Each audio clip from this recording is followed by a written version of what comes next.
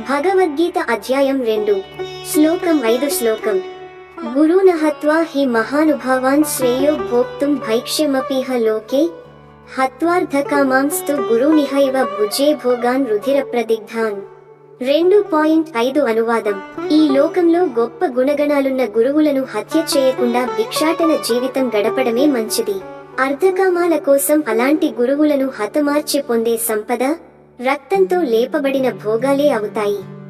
భావార్థం అర్జునుడు ఇక్కడ తన అంతఃస్వరం వినిపిస్తున్నాడు.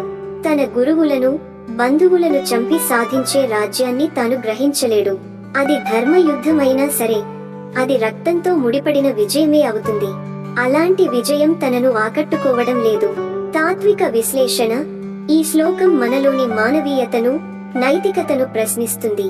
మనకి ఎదురయ్యే కొన్ని నిర్ణయాలలో ధర్మం, బాధ్యత, మానవత, అనురాగం ఈ రెండింటి మధ్య బాహ్యంగా కంటే అంతర్గతంగా ఘర్షణ చెలరేగుతుంది. అర్జునుని దృష్టిలో గెలుపు కన్నా విలువ ఉన్నది పూజార్హులైన వారి గౌరవాన్ని కాపాడడం. అయితే ఇక్కడ శ్రీకృష్ణుని బోధలు ప్రారంభమవుతాయి. ధర్మ కర్తవ్యాన్ని ఎలా అర్థం చేసుకోవాలో, వాస్తవ జ్ఞానాన్ని ఎలా విశ్లేషించాలో ఇవన్నీ తర్వాతి శ్లోకాలలో మనం తెలుసుకుంటాము. సమాప్తి ఇది భగవద్గీత అధ్యాయం 2 శ్లోకం 5 యొక్క లోతైన సందేశం.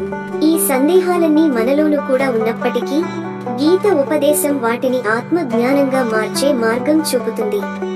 ధర్మం, కర్తవ్యం, ప్రేమ, గౌరవం ఈ 4 మధ్య తారతమ్యం తెలుసుకునేందుకు మన ప్రయాణం ఇంకా కొనసాగుతుంది. సబ్స్క్రైబ్ చేయండి, లైక్ చేయండి, మీ అభిప్రాయాన్ని కామెంట్ రూపంలో తెలియజేయండి.